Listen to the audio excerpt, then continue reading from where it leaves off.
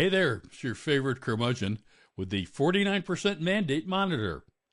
There's been a bunch of news stories noting the 5th anniversary of the beginning of the COVID pandemic in the United States. Much of the coverage is focused on the impacts of how the federal and state government reactions to the pandemic impacted our lives. One thing missing from most of the discussion, in the spring of 2020, nobody knew much of anything about COVID. We hadn't experienced a worldwide pandemic in a century.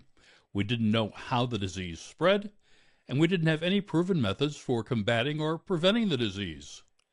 What we did know, it killed people, although some of our leaders downplayed the deadliness of the virus. 35,000 people on average die each year from the flu. Did anyone know that? 35,000.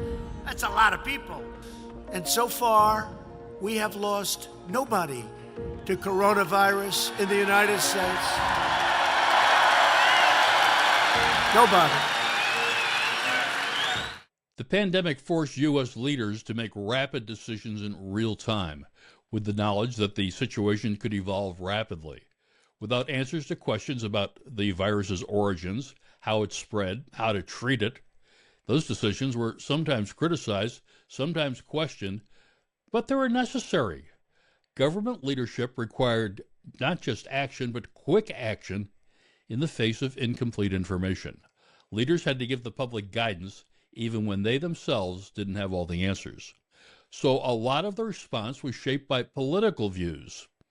On one side, caution. In places like New York City, Boston, Detroit, and New Orleans, the deaths were climbing exponentially. Literally hundreds were dying every day.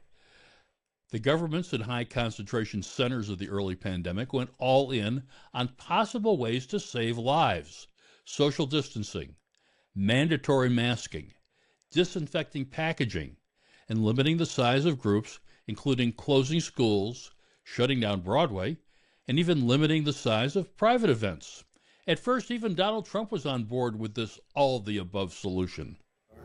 Therefore, my administration is recommending that all Americans, including the young and healthy, work to engage in schooling from home when possible, avoid gathering in groups of more than 10 people, avoid discretionary travel, and avoid eating and drinking at bars, restaurants, and public food courts. On the other side, do none of the above, on the theory that the virus would either go away on its own or that herd immunity would protect us. Now, the virus that we're talking about having to do, a lot of people think that goes away in April with the heat, as the heat comes in. Typically, that will go away in April. We're in great shape, though. The virus. They're working hard.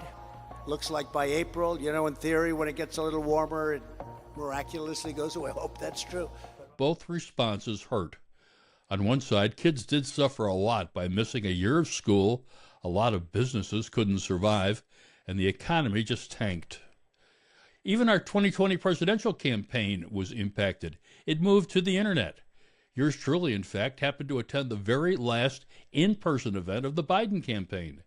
Jill Biden joined with Michigan's Governor Gretchen Whitmer at Lansing's Impression 5 Science Museum. That very night, Whitmer declared a state of emergency in Michigan and started shutting things down. The passive response increased the death toll, and it increased it a lot. Unlike Biden, Trump returned to the campaign trail with a rally in Tulsa. One-time presidential candidate Herman Cain, shucky ducky! This sounds like a shucky ducky kind of crowd on a shucky ducky kind of day. He was one of the people infected at that rally. He died 3 weeks later. Trump's rallies were labeled super spreader events that directly resulted in 30,000 infections and 700 deaths. Worldwide, fully 1 of every 6 who died from COVID was in the United States because of our mixed response. More than 1.2 million American deaths, many of which could have been avoided with unified, science-based guidance instead of political expediency, which took precedence in too many places over human life. There was political backlash against things like masking, with claims that masks didn't provide protection and were a violation of our God-given rights. 2 assertions that would really surprise anyone who's been in a hospital operating room. When Moderna and Pfizer did come up with vaccines, there was another politically generated divide over whether the vaccines were effective or even safe. At first, Donald Trump rightly bragged about the speed with which the vaccines were developed. Operation Warp Speed was a success for the Trump administration. Even so, Trump quickly backed off.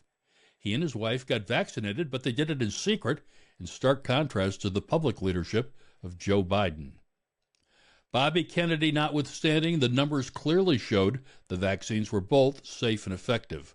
The lesson we failed to learn: political leaders, for the most part, did their best even when working with incomplete information. They made mistakes. The closure of schools lasted too long in some states. The lack of a proactive response in other states resulted in needless deaths. The lesson we needed to learn: sometimes there are no easy, pain-free solutions to huge challenges. As one of my mentors from my very young years used to say, for every complex problem, there is a simple, easy-to-understand solution.